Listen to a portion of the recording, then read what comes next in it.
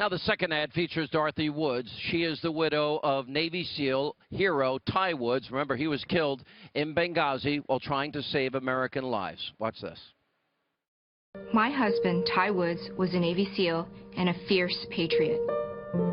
He was killed during the attack in Benghazi while saving American lives under the charge of our State Department. When Hillary Clinton was challenged by Congress on who was to blame for the attack, her response was a disgrace. The fact is, we had 4 dead Americans. Was it because of a protest, or was it because of guys out for a walk one night who decided they'd go kill some Americans? What difference at this point does it make? The difference is while most families are reunited, some make the ultimate sacrifice. The difference is having accountability. The difference is being truthful to the American people.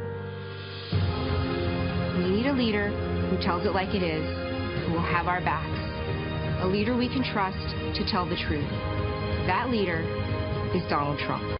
And joining us now, former New York City Mayor Rudy Giuliani, and the widow of Ty Woods, Dorothy Woods, is with us. Dorothy, so nice to see you. Thank you for having me. It was an honor. I got to meet you recently and have you on my radio program. This is a powerful personal ad. Tell us how it came to fruition. Well, thank you for having me, Sean. The ad came to fruition. I aligned myself with the Great America PAC. They actually, and the reason I identified with them the most was they really are about leadership and looking for a new leader for our country. And having the military background that I have, being married to Ty, my family being in the military, that's very important. And you have a little boy, Kai. Yes. Ty and your son. Yes. How old is Kai now? He is 4. Yeah. He was 3 months old when Ty passed. Again, this election is about many things. For me, it's about finding the leader, someone we can. In this case, they lied. First of all, they denied, which is unbelievable, all the security requests as Great Britain and the Red Cross were getting out of Benghazi. They denied 600 separate requests. Then during the attack, your husband defied orders to go save lives, which I have been told he saved. And then Hillary was arguing whether or not we need to get approval from the Libyans to send in troops to save them, and then what uniforms they ought to wear, if they wear uniforms at all. And they had Marines and other military members changing in and out of their clothes 4 times, and they never said anybody, and then they lied about it afterwards. It's unfortunate, and, to kind of go back, first I want to thank, Congressman Gowdy for his committee, the work that they did. They did a great job. They did a great job. They did their job. They remembered that they were servants of the American people, and they helped to answer questions. They knew they'd be ridiculed. They knew they'd be dismissed, but they did it anyway. Yeah. So what they found, some of the new facts that they found or reinforced the facts that were out there, helped me with my closure. Yeah. By the way, I got to tell people, because I've spent some time with you, what an incredibly strong woman you are. No, seriously. People that go through such difficulties like this, some never come back. And I've now talked to you a number of times, and it's inspiring how strong you are. Let me bring in Mayor Giuliani for a second. Mr. Mayor, aren't you in the cybersecurity business a little bit too? For 13 years, yes. What are the odds? First of all, what is your reaction to how stupid the liberal media is? You could see how I was laughing. You were laughing. First of all, David Gregory? I mean, is he serious? No. Probably that's true. First of all, the story here is her extreme carelessness in the way in which she handled national security information. That's the real story. Because nobody could have hacked it if she had been careful, right? Right. The fact is that there's a pattern here. She is completely irresponsible and reckless about national security information. And Mrs. Woods, if she had been a real Secretary of State, your husband would be alive today. If she had taken any care at all for securing that facility, they all would be alive today. What she did was gross negligence in failing to secure that compound. We still don't know where the president was that night. If John McCain were president, or Mitt Romney, or me, we'd be in the situation room. Can I ask you getting all of our forces there trying to help. She was in a meeting 4 hours after this 13-hour attack happened. By the way, they were viewing this in real time. I mean, that's a really scary situation.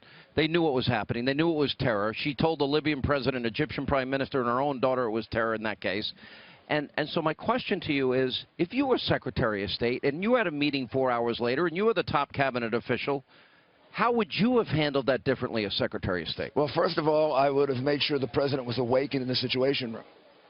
I would make sure that we deployed all of our forces there. You wouldn't be worried about what clothes they were wearing? No, I wouldn't have been worried about what clothes they were wearing or whether Libya wanted us in or didn't want us in. I'd say, go. Go. You go in. Hey, we didn't worry about Pakistan when we went and got bin Laden, did we? So why would we worry about Libya if we're going to save our people? All our forces would have been sent in that direction. Her husband could have been saved. Yes, I'll tell you why. You know what their excuse is? Even some of the secretaries of defense, they say, well, there wasn't enough time to save them. Now, I've been in a lot of emergencies, Sean, including the worst attack in the history of America, foreign attack.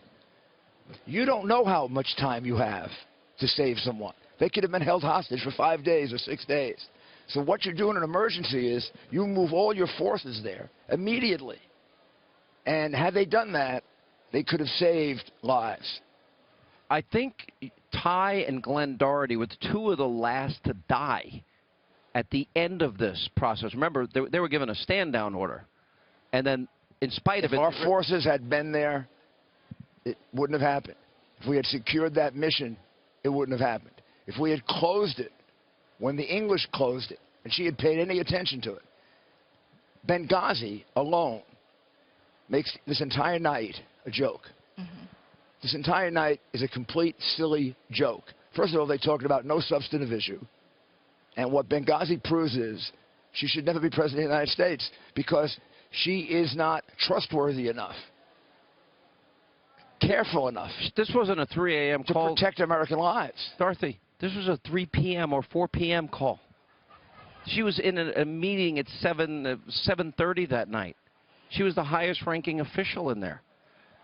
When you listen to the mayor and you see the facts and 600 denied security requests, and during the attack they're worried about the clothing that the military that they'd never sent anyway would be wearing, and then afterwards they lie to you. You lost your husband. I'd be angry. I would be extremely angry. Yeah, but being angry it doesn't help. And caring, it doesn't change the outcome, nor does it help. Now, don't get me wrong, the first years is a very emotional and trying time. There was a lot that I had to work through, a lot that I tried to understand, and a lot I had to figure out what was important. But really what kept me going was I knew Ty. I knew the type of man, I knew the type of patriot he was. And I knew that there was no other place he would have rather been. But he was betrayed by our government and by her. I understand. True or that. false?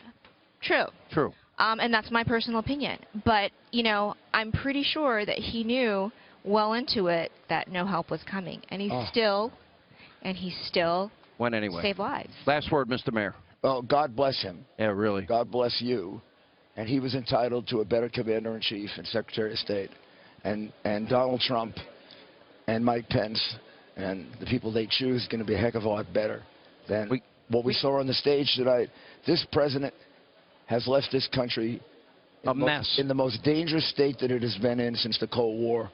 We had 4 bombings in Germany in 8 days, and we had a Catholic priest whose head was chopped off, and they said nothing about it tonight. Can I just say one thing? Yeah, one thing. Towards the end of his speech, President Obama had said to the effect of, sometimes we make mistakes. Hillary has made a mistake. That's what happens when you try. Well, you know what? That's really easy for him to say in a crowd full of people cheering for him. That was difficult for him to say in a room full of families that had just lost. I've got great to see you. It's an honor to meet you, Mr. Mayor. Thank you.